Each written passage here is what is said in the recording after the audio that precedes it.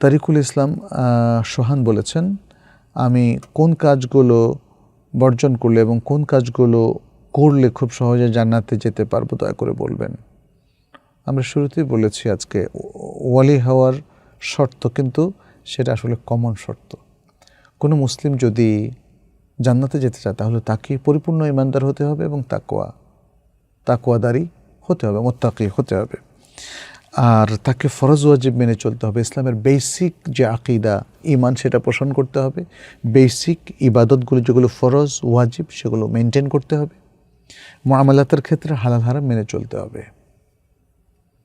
রাসূলুল্লাহ সাল্লাল্লাহু আলাইহি সাল্লামের কাছে এক আরাবী এসে বললেন, ইয়া রাসূলুল্লাহ দুল্লানি আলা আমালিন ইন আমিলতুহু দাখালতুল জান্নাহ।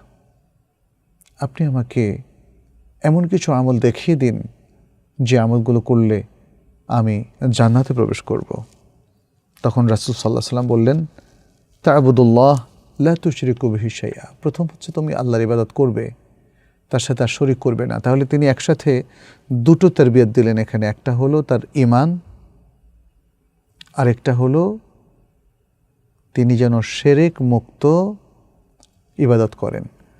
ঈমান এবং আকীদা তিনি এই ইবাদতের মাধ্যমে শেখালেন। আর আরেকটা শেখালেন যে ইবাদত করাটা যেহেতু বান্দার উপর ফরজ, সেটাও তাকে করতে হবে। ইবাদতের ক্ষেত্রে যত ফরজ ওয়াজিব আছে সেটা তাকে মেনটেন করতে হবে।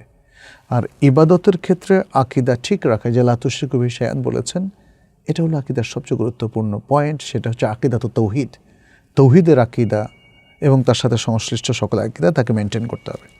তারপর বলেছেন ওয়া তুকিমুস সালাহ আল মাকতুবা, ওয়া তুকিমুস সালাত আল মাকতুবা, এবং ফরজ সালাত তুমি কায়েম করবে।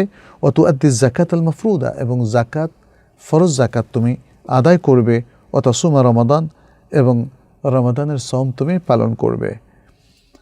তখন সে আরাবী বললেন, সম্ভবত তখনও হজ ফরজ হয়নি, এটা ফরজ হওয়ার আগে।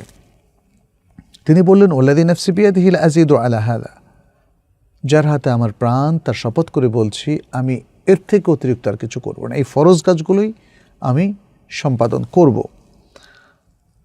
যখন সেই ব্যক্তি চলে গেলেন রাসূল সাল্লাল্লাহু আলাইহি ওয়াসাল্লামের সামনে থেকে, অন্যরা আসলো, তখন নবী সাল্লাল্লাহু আলাইহি ওয়াসাল্লাম বললেন, মান সাররাহু আন ইয়ানদুরা ইলা রাজুলিন মিন আহলিল জান্নাহ ফালইয়ানদুর ইলা হাযা।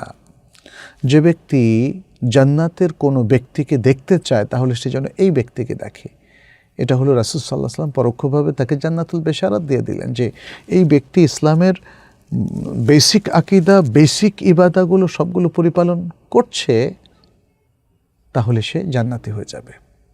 তাহলে বোঝা গেল, মানে আমরা তো শুধু এই একটা হাদিস না, সবগুলো মিলে আমরা বলবো একজন ব্যক্তির ঈমান আকীদা শুদ্ধ হতে হবে, তাকে তাকওয়ার পথে চলতে হবে, তাকে ফরজ ওয়াজিব ইবাদতগুলো পরিপালন করতে হবে, মুআমালাতের ক্ষেত্রে হারামকে বর্জন করতে হবে।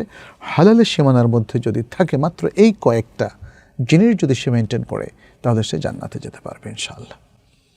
আমরা এই প্রশ্নগুলো নেওয়ার পরে